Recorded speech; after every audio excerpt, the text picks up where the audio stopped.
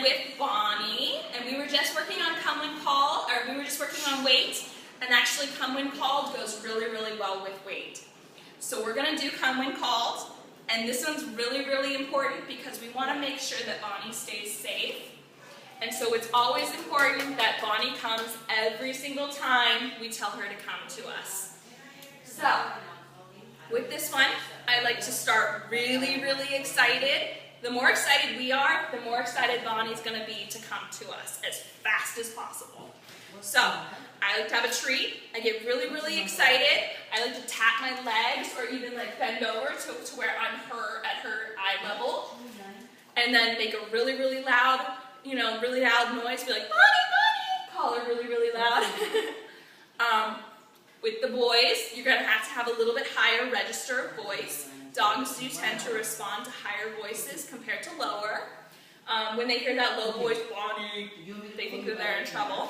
So we don't want to make Bonnie feel like she's in trouble. So we're going to have a nice high voice, make a lot of noise, bend over to her eye level, pat your legs, and make it so that she wants to come to us, okay? Bonnie. Ready? Sit. So we're going to do wait again. Wait. And then when I call her, I want to be nice and excited, bend over to her, and make a lot of noise. Bonnie, come here. Come here. Good girl. Good girl, Bonnie.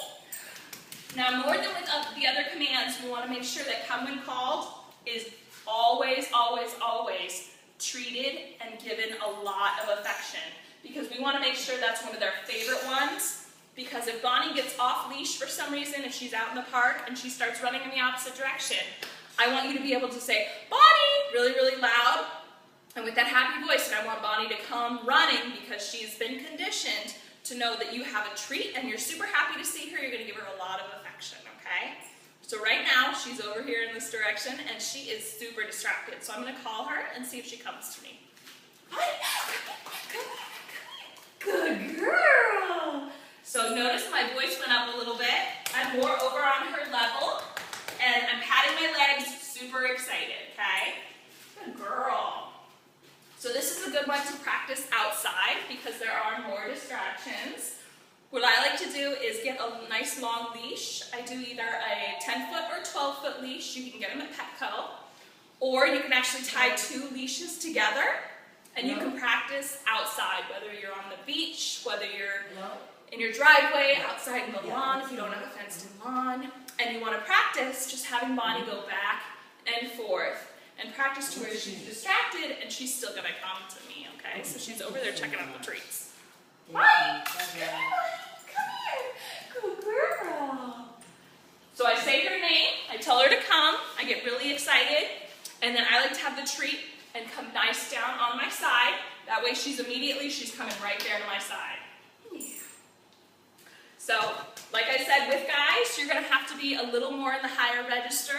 Dogs tend to like that high-pitched voice a little bit better than the low-pitched. When they hear that low, they think they're in trouble, so they like the high-pitched voice a little bit. So guys, you're going to have a little bit like a girl.